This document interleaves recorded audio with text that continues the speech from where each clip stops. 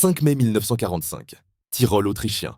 Dans un château médiéval perché sur une montagne, une bataille va se dérouler qui défie toute logique de la Seconde Guerre mondiale.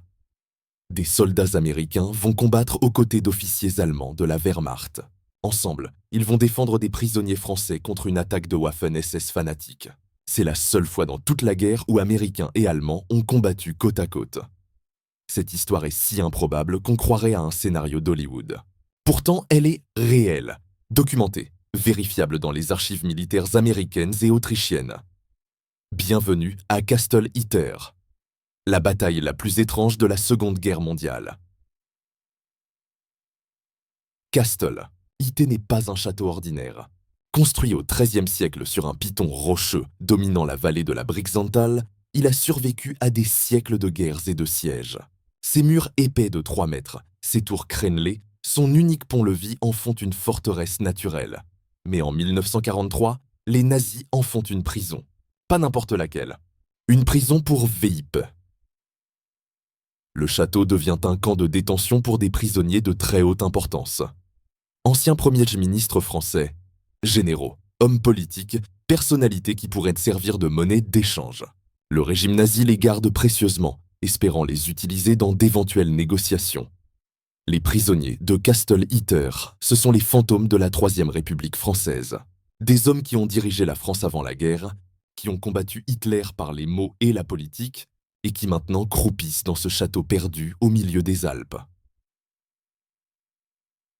Parmi eux, Édouard Daladier, Premier ministre de France en 1938-1940, celui qui a signé les accords de Munich, l'homme qui a essayé d'éviter la guerre et qui a échoué.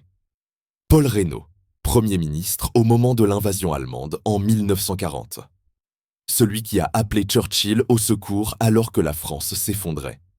Maurice Gamelin, commandant en chef des armées françaises en 1940. Le général qui a perdu la bataille de France, Maxime Weygand, le général qui a remplacé Gamelin et qui a dû négocier l'armistice avec les Allemands. François Delarocque, leader de la Ligue des Croix de Feu, mouvement nationaliste français d'avant-guerre. Jean Borotra, champion de tennis mondialement célèbre, ministre de Vichy qui a tenté de résister aux nazis. Michel Clemenceau, fils de Georges Clemenceau, le Tigre qui avait gagné la Première Guerre mondiale, et d'autres encore. 12 à 15 prisonniers selon les moments.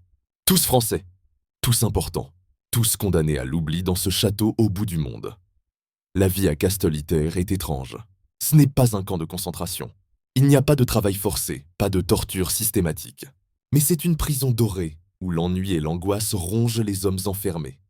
Les prisonniers vivent dans les anciennes chambres du château. Ils ont le droit de se promener dans la cour. Ils reçoivent de la nourriture correcte, peuvent lire des livres. Mais ils sont gardés en permanence par des soldats SS. Le commandant du château est Sebastian Wimmer, un Hauptsturmführer SS. C'est un homme étrange pour un SS. Il n'est pas particulièrement cruel. Il traite les prisonniers avec une certaine correction. Peut-être parce qu'il sait que ces hommes valent de l'or pour le régime. Peut-être parce qu'il sent que la guerre est perdue et qu'il vaut mieux ne pas se faire trop d'ennemis. Les prisonniers s'organisent. Daladier et Reynaud, qui se détestaient en politique, apprennent à cohabiter. Gamelin et Weygand, qui s'accusaient mutuellement de la défaite de 1940, jouent aux échecs ensemble. Clemenceau cultive un petit jardin dans la cour, mais tous savent qu'ils sont des otages. Qu'à tout moment, Hitler pourrait ordonner leur exécution. Qu'ils sont des pions dans un jeu qui les dépasse. Andreas Krobot, un cuisinier autrichien qui travaille au château, témoignera plus tard « Ces hommes avaient dirigé la France. Maintenant, ils étaient comme des fantômes. Ils attendaient. Ils ne savaient pas si demain serait leur dernier jour. » Avril 1945. Le Troisième Reich agonise à l'ouest. Les Américains traversent le Rhin et foncent vers l'Elbe. À l'est, les Soviétiques encerclent Berlin. Hitler est enfermé dans son bunker, délirant, ordonnant à des armées fantômes de contre-attaquer. En Autriche, c'est le chaos. L'armée allemande se désintègre. Certaines unités se rendent. D'autres combattent encore, fanatiquement. Les SS en particulier refusent la défaite. Ils errent dans les montagnes, traquant les déserteurs, exécutant les civils soupçonnés de trahison.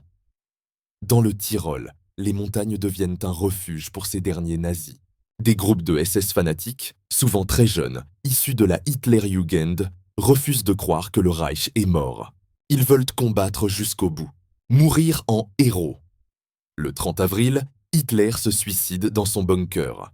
Mais beaucoup de SS ne le savent pas, ou refusent de le croire, ou s'en fichent. Ils veulent tuer. C'est tout ce qui leur reste. À Kasteliter, les prisonniers sentent que quelque chose change. Les gardes SS deviennent nerveux. Certains disparaissent pendant la nuit. Le commandant Wimmer reçoit des messages contradictoires. Tenir, évacuer, exécuter les prisonniers? Début mai, Wimmer prend une décision surprenante. Il rassemble ses hommes SS et leur annonce « La guerre est finie. Le Reich est mort. Je vous libère de vos serments. Partez, rentrez chez vous. Essayez de survivre. » Puis il va voir les prisonniers français. Et il leur dit quelque chose d'incroyable. « Messieurs, je vous laisse le château. Faites ce que vous voulez. Moi je pars. Mais je dois vous prévenir, il y a des SS dans les montagnes. Des fanatiques. S'ils apprennent que vous êtes ici, ils viendront vous tuer. Vous devriez fuir. Ou trouver de l'aide. » Et il s'en va, comme ça. Il monte sur une moto et disparaît dans la nuit. Les prisonniers français se retrouvent seuls, libres, mais en danger mortel. Les Français débattent toute la nuit. Que faire? Fuir? Mais où? Ils sont au milieu des Alpes, à plus de 800 mètres d'altitude. Certains ont plus de 60 ans. Ils n'ont pas de véhicule, pas d'armes, pas de nourriture. Et les routes sont infestées de SS qui tirent sur tout ce qui bouge. Restez. Mais le château n'a presque plus de provisions. Et s'il reste, les SS finiront par arriver. Se rendre aux Américains? Mais où sont-ils? À quelle distance? C'est Édouard Daladier qui prend l'initiative. L'ancien Premier ministre, malgré ses 61 ans et sa santé fragile, se porte volontaire. Je vais descendre au village de Wörgl. Il paraît que les Américains approchent. Je vais essayer de les trouver et de ramener de l'aide. C'est un plan fou. Wörgl est à 4 km, en descente par des chemins de montagne. Les SS patrouillant partout. Daladier risque d'être abattu à tout moment. Mais il n'y a pas d'autre choix. Au matin du 4 mai, Daladier quitte le château. Avec lui, Andreas Krobot, le cuisinier autrichien qui connaît la région. Ils descendent à pied, se cachant derrière les arbres chaque fois qu'ils entendent un moteur. Pendant ce temps, au château, les autres attendent. Nerveux, terrifiés. Jean Borotra, l'ancien champion de tennis, monte la garde dans une des tours.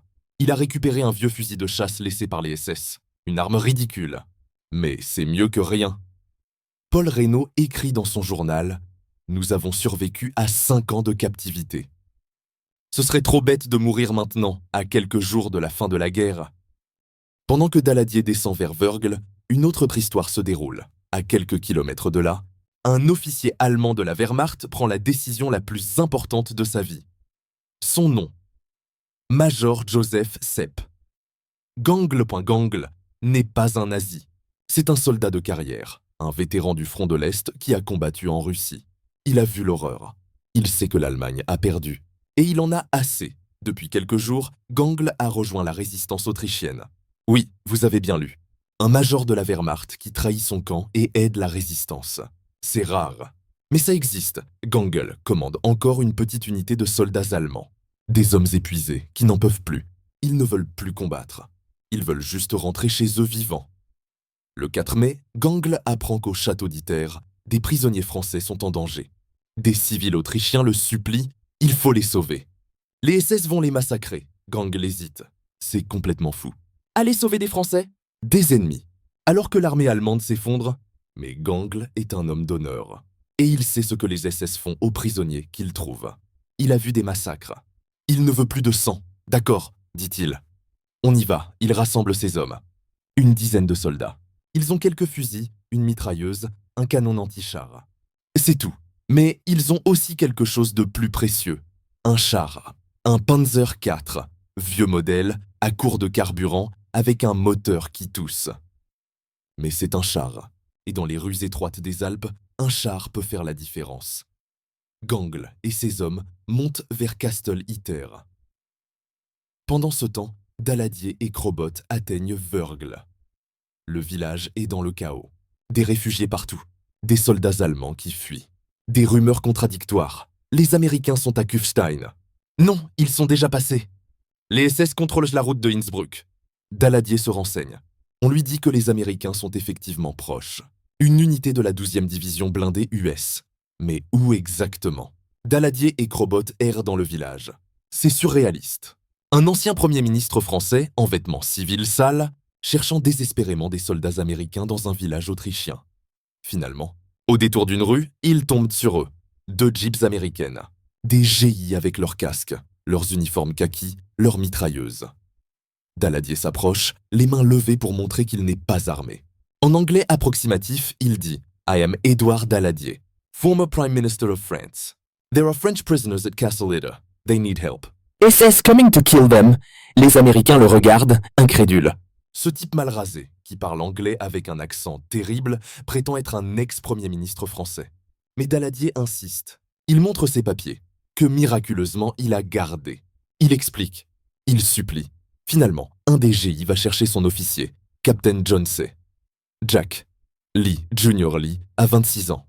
C'est un jeune capitaine du 23e bataillon de chars, 12e division blindée. Il a combattu à travers l'Allemagne. Il est à quelques jours de rentrer chez lui.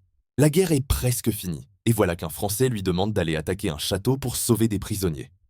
Lee écoute Daladier. Il pose des questions. Il réfléchit. Puis il prend sa décision. Ok, on y va. Lee rassemble ses hommes. Il n'a pas beaucoup de monde. Son unité a été dispersée dans le chaos de la fin de la guerre. Il a, avec lui, 14 soldats américains, un char Sherman M4, quelques jeeps, des fusils, une mitrailleuse Browning .30, des grenades C n'est pas grand-chose. Mais Lee est un officier audacieux, et il a entendu parler de Casteliter. Il sait que c'est une forteresse. Si les SS attaquent, même une petite force bien retranchée peut tenir. La petite colonne américaine monte vers le château. Daladier et Crobot les accompagnent. En chemin, ils rencontrent le major Gangle et ses soldats allemands. Imaginez la scène, des Américains remontant une route de montagne. Et en face, un char Panzer allemand qui descend. Normalement, ils devraient se tirer dessus. Normalement, c'est la guerre. Mais là, quelque chose d'incroyable se produit. Gangle sort de son char, les mains levées. Il crie en allemand, puis en anglais approximatif « Don't shoot! We want to help !» Lee fait arrêter sa colonne, méfiant. C'est peut-être un piège, mais Daladier s'interpose. Il explique à Lee que Gangle fait partie de la résistance autrichienne, qu'il veut sauver les prisonniers. Lee regarde Gangle. Gangle regarde Lee. 2 officiers. 2 ennemis. Qui vont devenir alliés? You want to fight with us? Demande Lee. Yes, répond Gangle. Against the SS. Lee tend la main. Gangle la serre. L'alliance la plus improbable de la Seconde Guerre mondiale vient de naître. L'après-midi du 4 mai, la colonne mixte américano-allemande arrive à Castle Heater.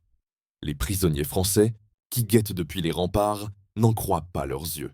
Un char Sherman américain, des J et un Panzer allemand, des soldats de la Wehrmacht. Qu'est-ce qui se passe? Lee et Gangle entrent dans le château. Ils expliquent la situation. Les Français comprennent lentement. Les Allemands sont là pour les aider. Paul Reynaud serre la main de Gangle. « Merci », dit-il simplement. Lee fait le tour du château. Il évalue les défenses. Ce n'est pas terrible. Casteliter est une forteresse médiévale, pas un bunker moderne. Les murs sont épais, c'est vrai. Mais il y a beaucoup de fenêtres, beaucoup d'ouvertures.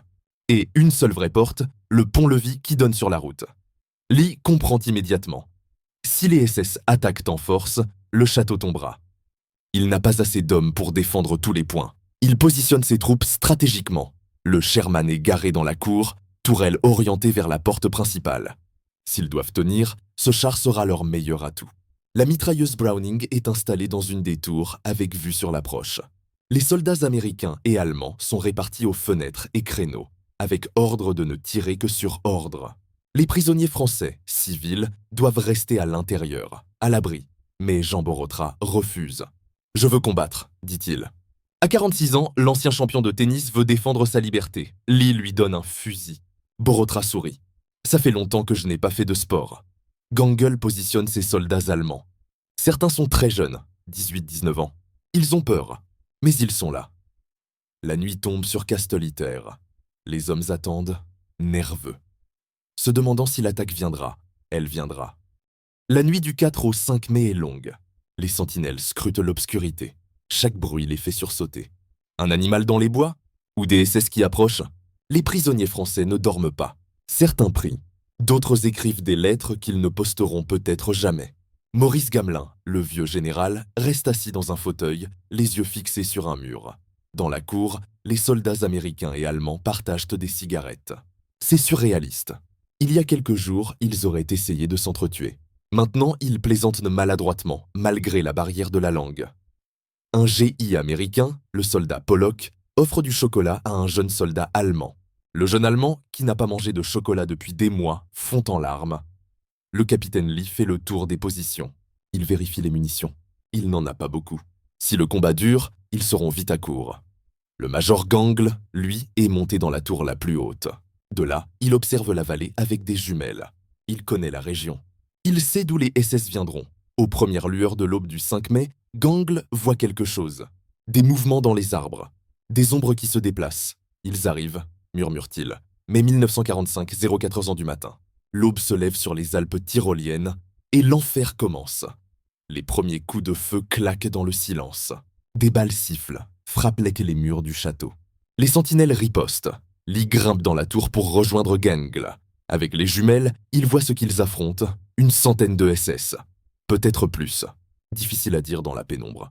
Ils sont équipés de fusils, de mitrailleuses MG42, de Panzerfaust, lance-roquettes anti-chars. Certains portent l'uniforme noir des Waffen-SS, d'autres celui de la Hitlerjugend, enfin de ceux sont des fanatiques. Des gamins de 17 ans qui ont été endoctrinés depuis l'enfance. Pour eux, se rendre est une trahison. Mourir pour le Führer est un honneur, et ils veulent tuer les traîtres du château. Les Français qui ont osé s'allier aux Allemands contre le Reich. Les soldats de la Wehrmacht qui ont trahi leur serment. Le commandant SS qui mène l'attaque est un certain Obersturmführer, lieutenant, dont on n'a jamais retrouvé le nom. Les archives SS ont été détruites, mais les témoins le décrivent. Jeune, blond, fanatique. Il crie des ordres. Il promet à ses hommes qu'ils seront des héros. Les SS avancent. Ils utilisent les arbres comme couverture. Ils tirent en rafale. Lee donne l'ordre. Feu à volonté. Les fusils craquent aux fenêtres du château. La mitrailleuse Browning ouvre le feu, balayant la pente. Des SS tombent, mais d'autres continuent. Le Panzer de Gangle, posté près de la route, fait feu avec son canon. Un obus explose dans les arbres. Des cris, des corps projetés. Les SS se replient. Première vague repoussée, mais ce n'est que le début. Les SS changent de tactique. Ils ne chargent plus frontalement. Ils encerclent le château. Ils se positionnent dans les bois alentours. Ils tirent depuis des positions cachées. C'est maintenant un siège. Un siège moderne, avec des armes automatiques et des roquettes. Le château n'a jamais été conçu pour ce genre de combat. Les murs médiévaux peuvent arrêter des flèches et des boulets de canon. Mais pas des balles de MG42 qui tirent 1200 coups par minute. Les défenseurs doivent rester baissés. Chaque fois qu'ils se relèvent pour tirer, une rafale balaie leur position. Le sergent américain Bill Rushford, posté à une fenêtre, reçoit un éclat de pierre dans le visage quand une balle frappe le mur à côté de lui. « Je pisse le sang !» hurle-t-il, « mais je peux encore tirer !» Les SS utilisent leur Panzerfaust. Ces lance-roquettes sont conçus pour détruire des chars. Contre des murs en pierre, l'effet est dévastateur. Une roquette frappe la tour nord. L'explosion fait trembler tout le château. Des pierres s'effondrent. Un soldat allemand de l'unité de Gangle est enseveli sous les décombres. Ses camarades le dégagent. Mais il a une jambe cassée. Lee comprend qu'ils ne pourront pas tenir longtemps si les SS continuent à tirer des roquettes. Il faut détruire leur position de tir, dit-il à Gangle. Mais comment? Ils sont coincés dans le château. Sortir serait du suicide, c'est là que Jean Borotra fait quelque chose d'incroyable. Le champion de tennis français, 46 ans, s'approche du capitaine Lee. Je connais le terrain autour du château, dit-il. J'ai marché pendant des mois dans ces bois pendant ma captivité. Je peux sortir. Allez chercher des renforts. Lee le regarde comme s'il était fou. Vous n'y arriverez jamais. Les SS sont partout. Borotra sourit. Capitaine, j'ai gagné Wimbledon 4 fois. J'ai l'habitude de l'impossible. Avant que Lee puisse l'arrêter, Borotra se dirige vers une poterne, une petite porte dérobée qui donne sur le flanc de la montagne, cachée par un renfoncement dans la paroi rocheuse. « Couvrez-moi », dit-il. Les soldats américains et allemands ouvrent un feu nourri sur les positions SS. Profitant de la diversion, Borotra ouvre la poterne et se glisse dehors. Il dévale la pente, zigzagant entre les arbres. Les SS le voient. Il tire. Les balles sifflent autour de lui. Mais Borotra court. Il court comme il n'a jamais couru. Un témoin SS racontera plus tard « On a vu un homme sortir du château et descendre la montagne comme un fou. On a tous tiré sur lui. Comment il a pu nous échapper, je ne sais pas. Il courait trop vite. Borotra disparaît dans les bois. Il court pendant 45 minutes à travers les sous-bois, les ravins, sans s'arrêter. Il atteint finalement Wörgl, où se trouvent des unités américaines. Renfort, château Hitter, attaque SS, allait-il en anglais. Les Américains mobilisent immédiatement des troupes. Mais il leur faudra du temps pour arriver. Plusieurs heures. Au château, les défenseurs ne savent pas si Borotra a réussi. Ils se battent sans savoir si les renforts viendront. Vers 10 heures du matin, les SS intensifient leur assaut. Ils concentrent leur feu sur le Sherman dans la cour. Ce char est l'épine dorsale de la défense. S'ils le détruisent, le château tombera. 3 Panzerfaust sont tirés simultanément. Le premier manque. Le second frappe la tourelle mais ricoche. Le troisième. Boum! L'explosion est assourdissante. Le Sherman est touché de plein fouet. La roquette pénètre le blindage. À l'intérieur, le chef de char, le sergent Gangle, homonyme du major, pas de lien de parenté, et son chargeur sont tués sur le coup. Le Sherman n'est plus qu'une épave fumante. Les défenseurs sont sous le choc. Ils viennent de perdre leur meilleure arme. Lee comprend que c'est le début de la fin. Sans le char, ils ne pourront pas repousser un assaut massif. On recule vers le donjon, ordonne-t-il. On se regroupe. On défend l'intérieur. Les soldats américains et allemands abandonnent les positions extérieures. Ils se replient vers le corps principal du château, emmenant les prisonniers français avec eux. Les SS, voyant le repli, rugissent de joie. Ils pensent que la victoire est proche. Ils chargent. Les SS franchissent les premières défenses. Ils sont dans la cour du château maintenant. Une trentaine ont réussi à passer. C'est le chaos. Combat rapproché. Grenades qui explosent. Rafales de mitrailleuses. Chris, un jeune soldat SS, pas plus de 18 ans, se rue vers la porte principale. Un GI américain là-bas à bout portant. Le SS s'effondre, mais 2 autres SS arrivent par une fenêtre. Ils tirent dans le couloir. Un soldat allemand de l'unité de Gangle riposte avec son MP40. Les 2 SS tombent. Le major Gangle est partout. Il commande ses hommes. Il tire, il encourage. Il est devenu le vrai chef de la défense, même si techniquement c'est Lee qui commande. À un moment, Gangle voit un SS grimper par une fenêtre du rez-de-chaussée. Le SS a un Panzerfaust à la main. S'il tire à l'intérieur du château, ça sera un massacre. Gangle se précipite. Il tire son Luger et abat le SS. Mais au même moment, un autre SS, caché derrière un mur, tire sur Gangle. La balle frappe le major en pleine tête. Gangle s'effondre. Mort instantanément. Les soldats allemands poussent un cri de rage. Leur commandant, l'homme qui les a sauvés, qui leur a donné une raison de se battre pour quelque chose de juste, vient de tomber. Ils se battent maintenant avec une fureur décuplée. Pour Gangle. Pour l'honneur. Un caporal allemand, dont on ne connaît pas le nom, prend le Panzerfaust du SS mort et le retourne contre les autres SS, dans la cour. L'explosion pulvérise 3 assaillants. 11h30. Ça fait plus de 7 heures qu'ils se battent. Les munitions sont presque épuisées. Les hommes sont à bout. Lee fait un dernier compte.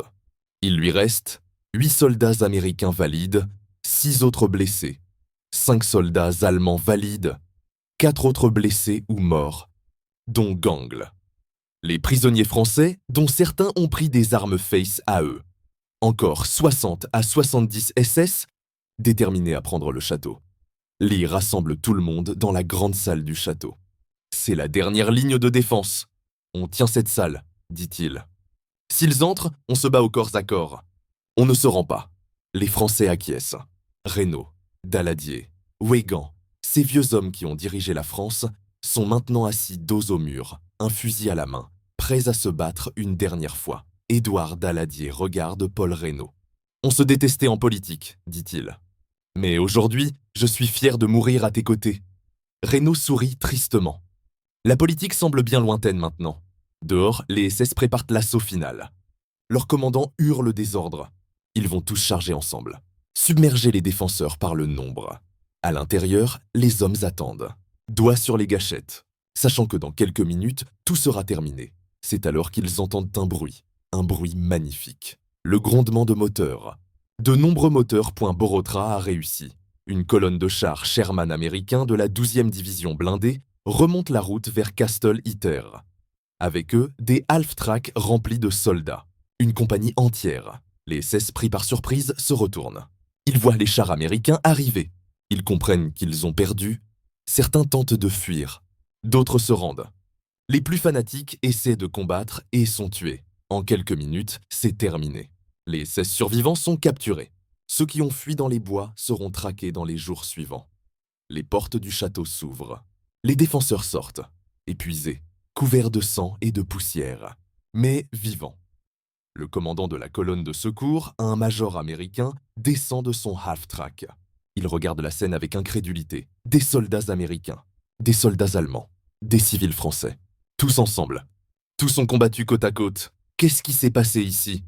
Demande-t-il. Lee, le visage noir de poudre, sourit faiblement. L'histoire la plus folle que vous entendrez jamais, Major. La bataille de Castle Heater est terminée. Elle a duré environ 8 heures. Du lever du jour jusqu'à midi, le bilan, côté défenseur, un mort, le major Joseph Gangle. Tué d'une balle en pleine tête, 8 blessés, américains et allemands, 0 prisonniers français tués ou blessés, miraculeusement. Côté attaquant SS, entre 20 et 30 morts, les chiffres exacts ne seront jamais connus, une dizaine de blessés, environ 40 capturés. Les autres ont fui, c'est une victoire. Mais elle a un goût amer. Gangle, l'homme qui a tout risqué pour faire ce qui était juste, est mort quelques heures avant la fin de la guerre. Les soldats allemands de son unité pleurent ouvertement. Ils savent qu'ils ont perdu un héros. Les Américains, eux, ne savent pas trop quoi faire. Techniquement, les soldats allemands sont encore des ennemis. La guerre n'est pas officiellement terminée. Elle le sera le 8 mai. Mais comment traiter en prisonniers des hommes qui viennent de se battre à vos côtés ? Le capitaine Lee prend une décision. Ces hommes sont mes alliés. Je refuse de les traiter en prisonniers. Les soldats allemands sont désarmés, mais traités avec respect. On leur donne de la nourriture, des soins médicaux. On ne les enferme pas. Dans les jours qui suivent, ils seront officiellement faits prisonniers de guerre. Mais leur captivité sera courte. Quelques semaines plus tard, ils seront relâchés. Le corps du major Gangle est descendu du château. Les habitants du village de Wörgl, qui le connaissaient, organisent des funérailles. Ce qui se passe alors est extraordinaire. Les soldats américains forment une garde d'honneur. Les soldats allemands de son unité aussi. Et les prisonniers français, ces hommes qu'il a sauvés, portent son cercueil. Édouard Daladier prononce un éloge funèbre. Cet homme était notre ennemi, mais il est devenu notre sauveur. Il a choisi l'honneur plutôt que l'obéissance, le courage plutôt que la lâcheté. Il mérite d'être appelé héros. Le capitaine Lee salue militairement quand le cercueil passe. « Je n'ai connu cet homme que quelques heures, dira-t-il plus tard, mais j'ai vu en lui ce que devrait être un soldat. Pas un tueur, un protecteur. » Gangle est enterré à Wörgl. Sur sa tombe, une inscription simple.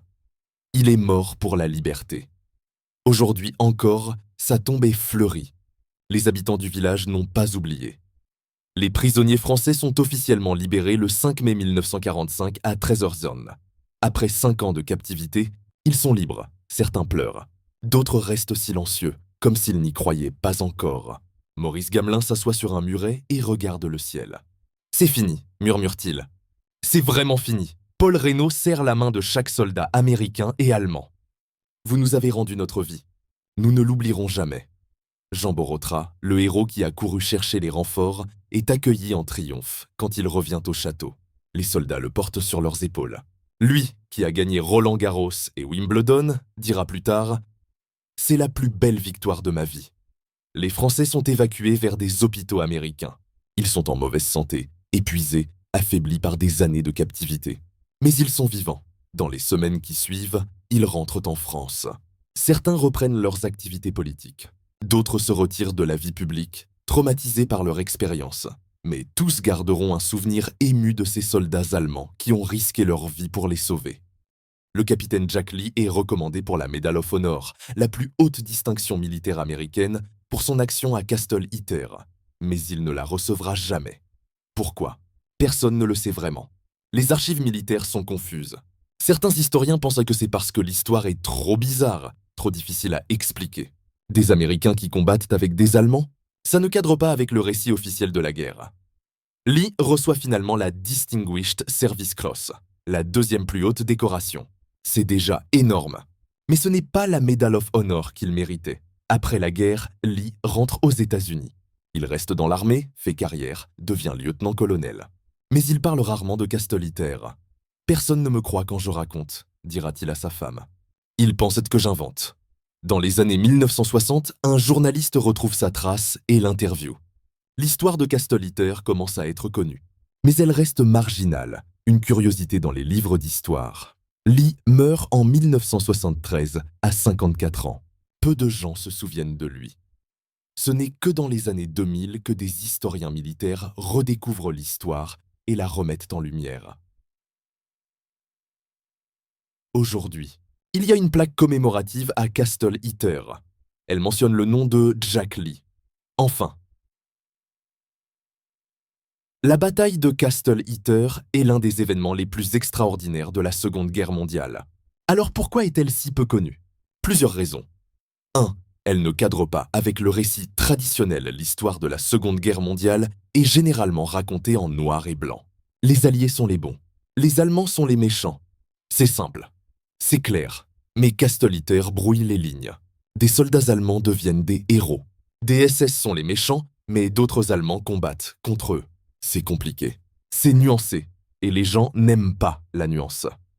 Elle arrive trop tard. Le 5 mai 1945, la guerre est presque finie. Hitler est mort depuis 5 jours. Berlin est tombé. Dans 3 jours, l'Allemagne capitulera. Personne ne fait attention à une petite bataille dans un château autrichien. Ce n'est pas D-Day. Ce n'est pas Stalingrad. C'est un épilogue. 3. Elle est trop étrange honnêtement. Si vous racontez cette histoire à quelqu'un qui ne connaît pas, il ne vous croira pas.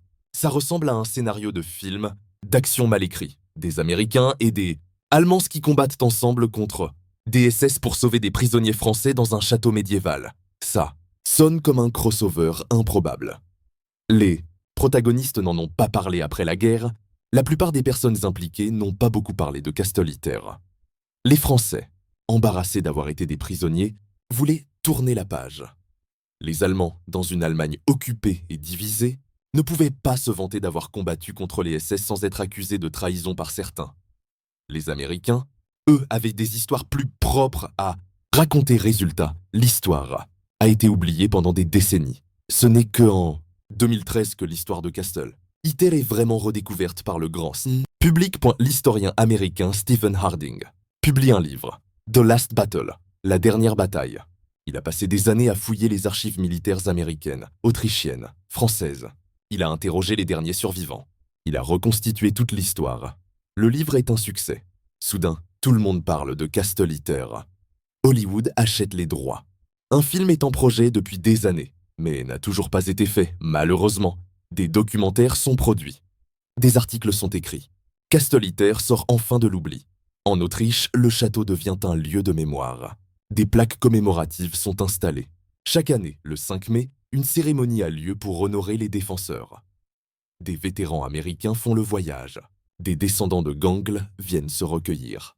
Des Français aussi. L'un des derniers survivants, un soldat américain du nom de Ed Sima, est revenu en 2012 à 88 ans. Il a marché dans la cour du château, touché les murs, pleuré silencieusement. « Je n'avais jamais oublié », a-t-il dit. « Mais je pensais que le monde avait oublié. Je suis heureux que ce ne soit pas le cas. » Qu'est-ce que Castle Heather nous apprend? 1. L'ennemi peut devenir un allié dans la guerre. On vous dit que l'ennemi est le mal absolu, qu'il faut le haïr, le tuer. Mais Castle Heather montre que même dans la guerre la plus totale, la plus brutale de l'histoire, des ennemis peuvent devenir des frères d'armes. Gangle et Lee étaient des ennemis. Ils se sont respectés. Ils se sont battus ensemble. Ils sont devenus amis en quelques heures. Le courage est universel. Les soldats allemands de Gangle auraient pu fuir, se cacher, attendre la fin de la guerre tranquillement. Ils ont choisi de se battre. Pour sauver des innocents, contre leurs propres compatriotes. C'est du vrai courage. Pas celui de tuer, celui de protéger. L'humanité peut survivre même dans la guerre. La Seconde Guerre mondiale a été une guerre d'anéantissement. Des millions de morts, des atrocités innombrables. Mais Castle Heather montre que même au milieu de cette folie, l'humanité peut subsister. Des hommes peuvent choisir de faire ce qui est juste plutôt que ce qui est ordonné. Les héros ne sont pas toujours célébrés. Gangle est mort en héros. Lee a risqué sa vie. Les soldats américains et allemands ont combattu ensemble. Mais pendant des décennies, personne ne s'en est soucié. L'histoire a été oubliée. Ça nous rappelle que beaucoup d'actes héroïques ne sont jamais reconnus. Que l'histoire, avec un grand H, oublie beaucoup de petites histoires qui mériteraient d'être connues. Aujourd'hui, Castle Heather est toujours debout. C'est devenu une propriété privée, mais elle est partiellement ouverte au public lors de visites guidées. Les murs portent encore les traces des balles. On peut voir les impacts sur les pierres, les fenêtres d'où les défenseurs ont tiré, la cour où le Sherman a brûlé. C'est un lieu étrangement paisible maintenant. Les touristes se promènent. Les enfants jouent. Difficile d'imaginer la violence qui s'est déchaînée ici en mai 1945.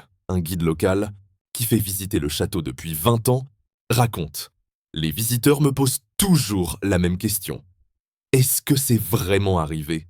Est-ce que des Américains et des Allemands ont vraiment combattu ensemble ici? Et je leur montre les documents, les photos, les témoignages. C'est vraiment arrivé. C'est l'histoire la plus incroyable que j'ai jamais racontée. Et pourtant, elle est vraie. Dans le village de Wörgl, en bas, il y a maintenant une rue qui porte le nom de Joseph Gangle. Ganglstrasse. Une petite rue tranquille avec des maisons tyroliennes traditionnelles. Peu de gens qui y habitent connaissent l'histoire. Mais une vieille dame qui avait 12 ans en 1945 se souvient. J'ai vu le major Gangle le jour avant sa mort. Il souriait.